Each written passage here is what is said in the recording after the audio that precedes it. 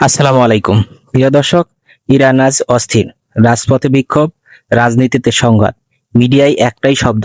কিন্তু প্রশ্ন হচ্ছে, এই সংকট কি হঠাৎ করেই তৈরি হয়েছে, নাকি বহু বছর ধরে তৈরি করা এক পরিকল্পিত আগুন?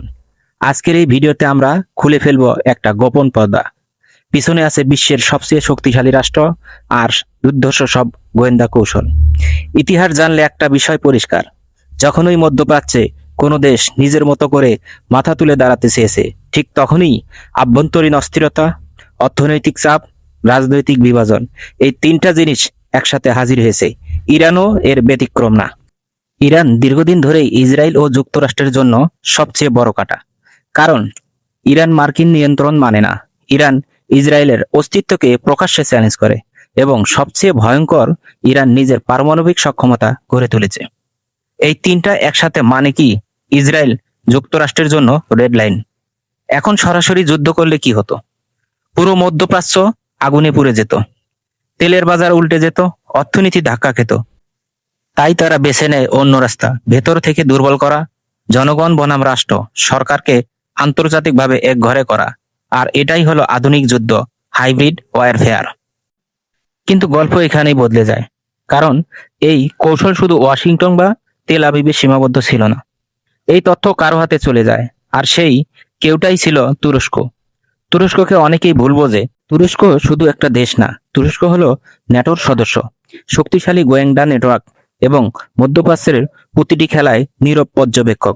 গোপন সূত্র অনুযায়ী, ইসরায়েল যুক্তরাষ্ট্রের যে কৌশলে ভিতরে অস্থিরতা বাড়াতে চেয়েছিল, কোন গোষ্ঠী ব্যবহার হবে, কোন সময় চাপ বাড়বে, কোন মিডিয়ায় ন্যারেটিভ ছড়াবে, সবকিছুই আগে থেকেই ধরে ফেলে তুরস্কের গোয়েন্দা সংস্থা।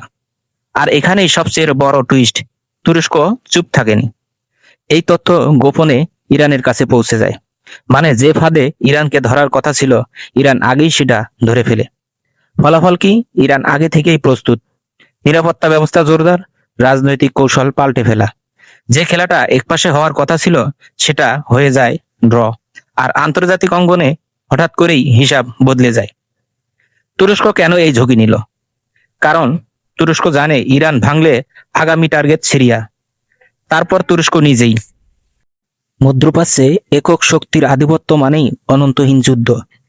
তুরস্ক ব্যালেন্স অফ পাওয়ারে বিশ্বাসী, কেউ একা রাজা না হয়।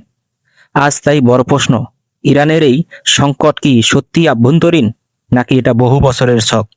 আর তুরস্ক কি নীরব দর্শক, না নীরব মাস্টার মাইন্ড? একটা কথা নিশ্চিত, এই খেলা এখানেই শেষ না। দাবার বোর্ড বসানো হয়েছে, বুটিস এখনো চলবে। কারণ ইতিহাস বলে, যুদ্ধ শুরু হয় অস্ত্র দিয়ে, কিন্তু সাম্রাজ্য ভাঙে গোপন তথ্য ফাঁস হওয়ার পর। প্রিয় দর্শক, আজ তাহলে এ পর্যন্তই। ভালো থাকবেন সবাই। কথা হবে অন্য কোনো ভিডিওতে। এ পর্যন্ত সঙ্গে থাকার জন্য সবাইকে ধন্যবাদ। আল্লাহ হাফেজ।